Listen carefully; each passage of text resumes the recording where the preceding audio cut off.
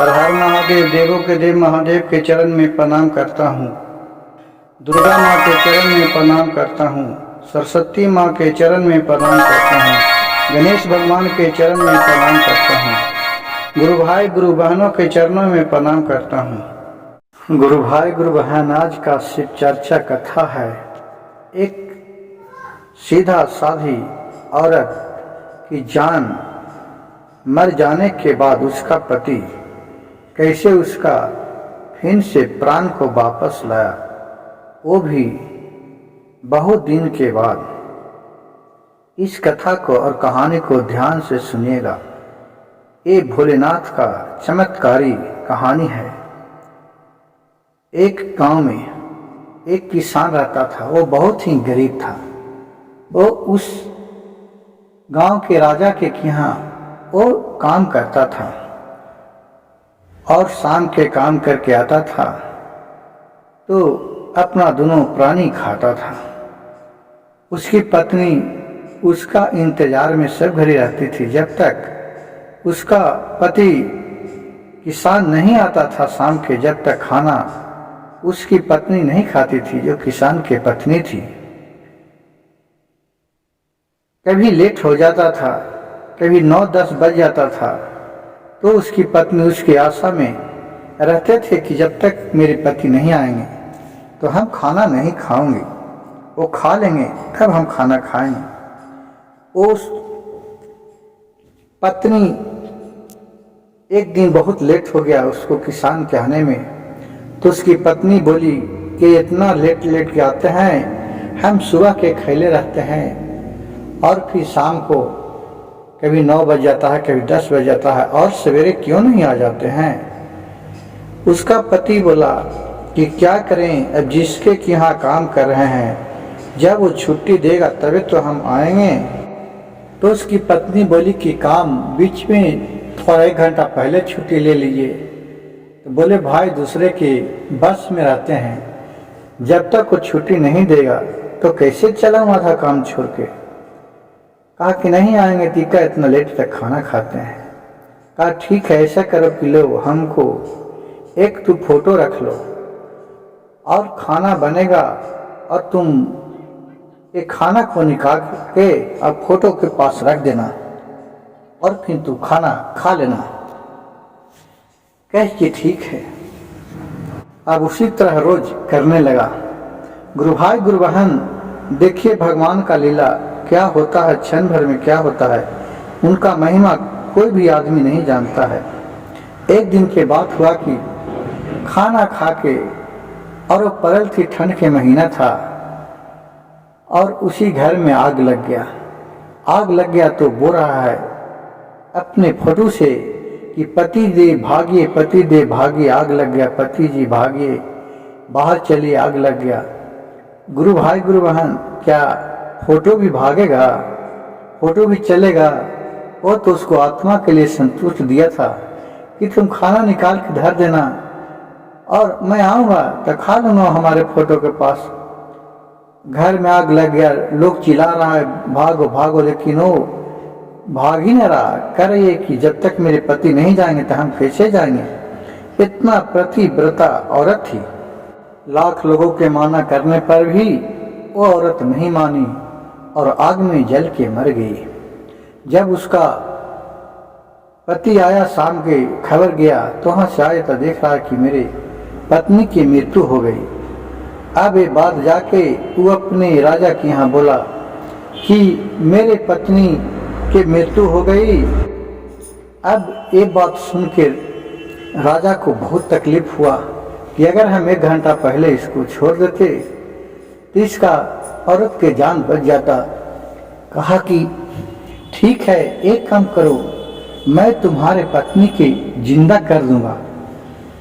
कहे राजा साहब, क्या आप हमसे मजाक उड़ा रहे हैं? कभी भी मरल आदमी जिंदा होगा? कहा कि हाँ, तुम एक काम करो कि जो उसका आग दाग किया है, नहीं किया है नबी, उसको पार्थिव शरीर हमारे पास लेके चले आओ। नहीं तो अगर तू जला दिया है तो जो उसका राख है वो राख लेके चले आओ, जो हड्डी होगा उसी को कहा कि ठीक है। उसका हड्डी जो जला के बचा था उसको फिर राजा को कहने पर वो अपना लेके राजा के यहाँ चले आया। राजा फिर उसको देख के कहा कि ठीक है, इसको रख दो। और राजा उससे लेके और अपने अनवारी में बिस्तरी रख दिया और बोला उस किसान से, एक काम करो, तुम अब इस राज का भार संभालो। मैं जब तक नहीं लौट के आता हूँ, जब तक तुम्हारे जिम्मा ही इस राज का देखभाल करते रहना। मैं जब भी लौटूंगा तब तुम्हारे पत्नी को वापस जिंदा कर दूंगा। ये आशा लगाकर वो जो किसान था वो भी कहा कि ठीक है। और फिर वो उसका राजपाट देखने लगा और राजा फिर वहां से निकल दिया। चलते चलते चलते चलते बहुत दूर पहुंचा। अब एक भोलेनाथ के मंदिर रहे, उसी जगह जाके वो बैठ गया। अब बोला चलो अब तेरी शाम हो गया है, मियाँ थक गया है, अब यही भोलेनाथ के मंदिर है, इसी जगह रात में विश्राम कर लेता हूँ। अब वहाँ विश्राम करने लगा तो कुछ नहीं तो अब जंगल में खाने को क्या मिलता है। इधर से थोड़ा गांव घर से आटा लाया। राजा तो भिखारी के रूप में घर से निकला था, क्योंकि राजा तो अपने राजा के रूप में निकलता तो सब जानता कि राजा यहाँ नहीं है, तो कोई भी उसको राज पर हमला कर सकता था। लेकिन वो भिखारी के रूप में चुपचाप निकल गया और अपने सिंहासन पर वो किसान के बैठा दिया था। फिर वहां गया तो 3 लिट्टी लगाया। लिट्टी लगा के अब मन ही मन कर रहा है, अब किससे पहले खाऊं। 3 लिट्टी है, पहले इसको खाऊं इसको खाऊं कि तीनों खा जाऊं, कोई कि आज खाऊं कल खाऊं कि एक के तुरी खा जाऊं। अब वहां उस जंगल में उस पर 3 पिचास रहता था, भूत जिसको बोलते हैं, वो पिचास रहता था भूत। अब भूत सोच रहा है ये कौन सा जादू वाला आया कि हम लोग तीनों के बोरा खा जाओ। बाप रे, हम लोग तो तीनों के खा जाएगा, चलो इसको चलते हैं। अब वहां से 3 पिचास उतर के अब हाथ जोड़ के खड़ा हो गया राजा के सामने। बोलेगा कि राजा हम लोग के आप नहीं खाइए, आप जो भी कहिएगा वो भी हम मानेंगे, आपको काम पूरा करेंगे। मन ही मन राजा सोचने लगा हम तो लिट्टी खाने के लिए बोल रहे हैं, लेकिन ये 3 तो दैत्य आ गया, भूत आ गया हमारे साथ। राजा है ये था, राजा तो क्षण भर में समझ लेता है कि हाँ क्या बात है। वो समझ गया कि अच्छा एक मतलब कि हमसे 3 डर रहा है, अच्छा इसका फायदा उठाना चाहिए। कहा कि ठीक है, हम इसी शर्त पर नहीं खाऊंगा कि तुमको हमको बात मानना पड़ेगा। 3 भूत बोला कि हाँ राजा, मैं आपका आज्ञा का पालन करूंगा, आप बताइए। राजा कहा कि देखो हमको एक आदमी मर गया है, उसको जिंदा करना है, उसके लिए हमको अमृत लाना है। वो अमृत कहाँ मिलेगा, वो हमको जब तक नहीं दबाएगा तो तीनों को हम नहीं छोड़ेंगे। पहला बोला ठीक है, हम तो बता दूंगा। दूसरा बोला ठीक है, हम आपको उसको यहाँ तक लेके चले जाऊंगा। तीसरा बोला ठीक है, हम जब तक आपको अमृत की घड़ियां नहीं दबाएंगे, अमृत जब तक हम आपको साथ रहेंगे, वापस नहीं छोड़ेंगे। कहा कि ठीक है। अब तीनों वहां से चल दिया। एगो बता दिया कि देखिए फलना जगह राज में राजा यहाँ अमृत है, उसको काम खत्म हो गया। दूसरा दैत्य उसको साथ में ले जा करके राजा के यहाँ तक पहुंचा दिया, उसका काम खत्म हो गया। अब तीसरा का काम आया, तीसरा कहा ठीक है। अब वहाँ राजा क्या क्या जुगाड़ लगाए, उसको दरवाजे में गए, दरबार में कहे कि राजा हमको कोई काम दे दीजिए, हम बहुत अबला व्यक्ति हूँ, बहुत भूख के मारा हूँ, समय के थका हूँ। राजा उसको चेहरा देख के पहचान के लग रहा है कि कहूँ का राजकुमार है, ये तो हमारे जैसा राजा है, इसका चेहरा और रूप से तो लग रहा है, लेकिन ये एक भिखारी के रूप में है। फिर उससे पूछा कि नहीं, तुम कहूँ कि लग रहा है कि राजा है। बोला कि नहीं नहीं राजा, हम राजा नहीं, हम दुख को मारा हुआ हूँ, आप हमें कुछ नौकरी दे दीजिए अपने। वो सोचा कि चलो ठीक है, तुम क्या काम कर लेगा। तो ये बोले राजा कि जो भी आप काम दीजिएगा ये हम कर लेंगे।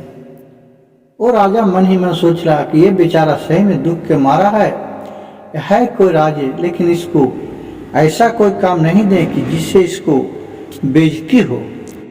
काम दे दिया और फिर कहा ठीक है, तुम हमारे साथ रहना और हम जहाँ जाएंगे वहाँ तो चलना, और अपने साथ रखने लगा। 2-4 दिन रहने पर देखा कि राजा के जो भी काम आता था उसमें बहुत भारी योगदान इसका रहता था। कहा ठीक है। उस राजा क्या करता था कि रात में अपने महल से दूर जाता था, एक जंगल था, वहाँ देवी माई का मंदिर था। वो देवी माई उसको साक्षात दर्शन देते थे। और ये जाता था तो क्या करते थे कि देवी माई एक क्राह रखे हुए थे, वो क्राह में इसको डाल देते थे और उसको मांस के खा जाते थे। और जो भी जूठा उठा बचता था उसको पर फिर अमृत निकाल के और छिड़क देते थे और फिर इसे जिंदा हो जाता था। और खूब रोज पैसा देते थे, धन दौलत, सोना चांदी, हीरा रुपया, उसको लेके राजा चले आता था और अपने प्रजा में ये भी बांट देता था। ये देखिए अजनबी चीज है, ऐसी रोज करता था। उसी करते करते ये सब जाता था साथ में। तो ये भी राजा देख लिया, जो मंत्री था राजा के जी, कहा कि ठीक है। अब वो दैत जो उसके साथ दैत रहता था पिचास, वो बोला कि अब एक दिन क्या करते हैं कि अब राजा आप ही को जाना पड़ेगा और इसको आज राजा को सुता देते हैं। उन्होंने ऐसा चीज किया कि वो राजा एकदम अश्विन नींद पड़ गया। राजा के बदले जो दूसरा राजा मंत्री था उसको ले जा करके और काट उठ के इन्हें नीमक उमक लगा दिया, हल्दी उल्दी। अब जिस समय में देवी माँ के पास जाते थे वहाँ ये चले गया। फिर वही क्राह में उठा के डाल दिए और फिर देवी माँ इसका पूरा मांस खा गए। फिर जो जूठा सकरी बचा, फिर उस पर अमृत की घड़िया छिड़क के उसको फिर वापस जिंदा कर दिए। बाकी देवी माँ देखे कि अरे आज तो बहुत अच्छा मांस लगा, आज तक तो ऐसा स्वाद नहीं लगा था, क्या बात है। वो बहुत देवी माँ खुश हो गए। देखिए ये सब भोलेनाथ की कृपा है, उन्हीं की अनहोनी नहीं माता उनको पहचान पाए और आशीर्वाद भी देने के लिए हो गए राजे की। बोलिए बोलो राजा, आज तुम पर हम बहुत खुश हूँ, वर मांगो, क्या मांगना चाहते हो। राजा बोले कि क्या वर जो मांगूंगा ये मिलेगा, आगे कबूल कर लीजिए माता जी। कह कि हाँ हाँ मैं कबूल करता हूँ, तो ये मांगेगा ये दूंगा। कह कि नहीं नहीं नहीं दीजिएगा। तो 3 बार कबूल करवा लिए। कहा कि नहीं। देवी माँ बोले ठीक है हम दे दूंगा। फिर वो बोले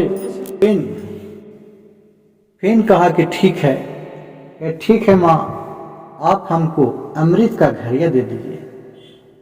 कहा कि ये तो क्या मांग लिया, ये तो कराह ले जाओ, खूब सोना चांदी रुपया पैसा ये तुमको चाहिए ये ले जाओ, क्योंकि अमृत के घड़िया दे देंगे तो हमको पास क्या बचेगा। कहा कि माँ हमने तो पहले ही बोले थे कि आपको देने का इच्छा है तो दीजिए, मैं तो एक आपका सेवक हूँ और मैं क्या कर सकते हैं, हमको तो जो इच्छा हुआ वही मांगे। आप अपने बजट के अनुसार नहीं दीजिएगा ठीक है मुकर जाइए, नहीं दीजिए, लेकिन हम तो कुछ कर नहीं सकते हैं। अब हमारे सब से जो उचार हो गया अब वही चीज तो हम लेंगे। अब देवी माँ भी व्यस्त हो गए, अब तो ये वचनबद्ध हो गए। फिर वो बोला राजा कि अगर देना है तो हमको अमृत का घड़िया दीजिए, नहीं तो आप कुछ भी नहीं दीजिए। कहे कि ठीक है, जाओ लो, तुम्हें अमृत का घड़िया देता हूँ, ये लो, अरे कराह भी ले जाओ, ये सोना चांदी सब ले जाओ, और मैं भी तुम्हारे साथ ही चलूंगा। अब मैं यहाँ रह के क्या करूँगा। फिर वहाँ से अपने महल में उसका मंत्री था राजा के जो लौट आया, और उधर से पूरा बुला के गाड़ी पर सब चीज लाद लिए, और फिर वहाँ से चले। राजा के नींद टूटा 4 बजे भोर में, तो देख रहे हैं अभी तो हम सुतल हूँ। रोज तो मैं देवी माँ के पास चल जाते थे 12 बजे रात के, आज हमको ऐसा नींद पड़ा कि नहीं गए। फिर वहाँ से उठ के गया तो देख रहे कि वहाँ तो मंदिर भी नहीं है, कुछ भी नहीं है, वहाँ माता जी भी नहीं है। ये आके और अपने महल में बिहान हुआ तो अपने मंत्री से सारी कहानी कह के बोलने लगा। मंत्री मन ही मन इसके बात सुनकर राजा फिर सारी कहानी कह के ये राजा से सुना दिया, और बोला कि राजा, हमें कुछ नहीं चाहिए, हमें केवल अमृत का घड़िया चाहिए, कि जो मेरे यहाँ एक किसान का औरत जल गई है, मर गई, उसको जियाना है। मैं भी एक राजा ही हूँ। कहा कि ठीक है। फिर धन दौलत सब वो राजा के पास छोड़ दिए, और फिर वहाँ से आके अपने राज में आ गए, और फिर अमृत का घड़िया को छिड़क के उसके पत्नी को जिंदा कर दिए। अब किसान के पत्नी और किसान वहाँ से हंसी खुशी अपने घर के लिए रवाना होना चाहिए। तब फिर राजा बोले कि आपके पत्नी के जियाने के लिए हमने देवी माँ से बहुत अच्छा भक्ति और शक्ति प्राप्त किए हैं, ये धन दौलत लो, तुम्हारे लिए भी उसका भी बहुत सा धन दौलत देके, और विदा किए, क्योंकि वो भी उतना दिन उसका राज पाठ बहुत अच्छा तरी चलाए। और फिर वहाँ से देवी माँ के मंदिर अच्छा बनवाए, और नित्य दिन राजा और किसान देवी मंदिर में पूजा करने के लिए जाते थे, और वहाँ भोलेनाथ के भी बगल में मंदिर बनवाए। उसके बाद फिर माता पार्वती और भोलेनाथ दोनों को पूजा पाठ करते थे नित्य दिन, और दोनों वो राजा के यहाँ मंत्री के रूप में वो किसान भी रहने लगा। गुरु भाई गुरु बहन, भोलेनाथ के कृपा से, देवता देवी के कृपा से किसका समय कब बदल जाता है उसका कोई नहीं जानता है। गुरु भाई गुरु बहन, मेरे वीडियो अच्छा लगे तो कृपया मेरे चैनल को एक लाइक, सब्सक्राइब और शेयर जरूर कीजिएगा। हर हर महादेव, घर घर महादेव।